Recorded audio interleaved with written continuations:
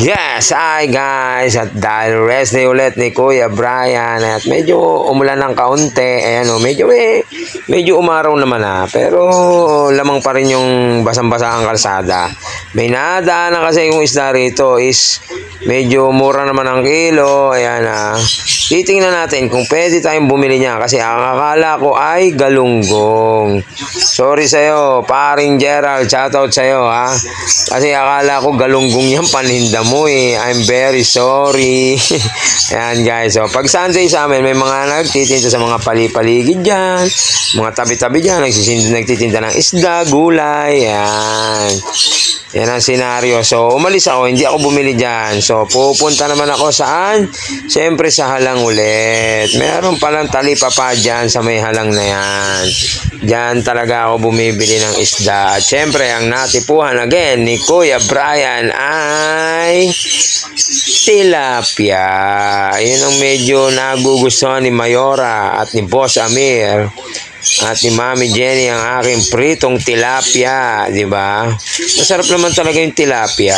Ayan walang tinik Pero siyempre, ayan, ang tilapia sa may talipapa na yan, guys. Yan. Medyo mura naman ang kilo dyan kila ate. Shoutout sa inyo, mga ate, Pasensya na kayo at medyo namimili ako ng medyo malalaki kasi masarap kasi sa tilapia yung medyo malalaki, yung mga malalapad yung tilapia, matatambok na tilapia, yung mga ganyan. Ewan ko ba't ako natawa sa tilapia na yan. Nung sinabi ko matatambok na tilapia at malalaki, malalapad kasi hinahanap ko yun. Sabi ni ate dyan, isang sukat lang daw yung tilapia. Tinanong ko nga kung pwede ipahiwa ng 4 yung tilapia kasi pag malaki yung binibili ko dyan, pinapaapat ko, hindi daw kaya, hanggang 3 hiwa lang at baka sumobrang liliit na at baka sobrang ninipis na, guys. Yan medyo kompleto sila dyan, may manok, may baboy, isda, gulay, medyo alam niyo naman, wala naman ang mura ngayon, talagang medyo mahal. At syempre, may libreng palinis pa.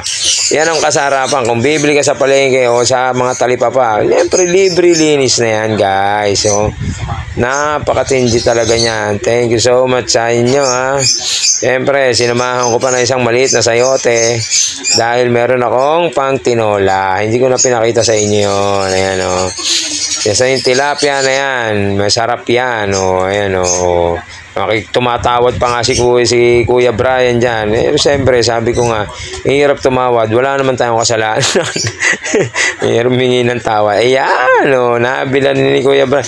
Hiwa-hiwa na yung tilapia natin, Thank you, guys. Eto, pauwi na ako. Lulutuin ko na to. Thank you po.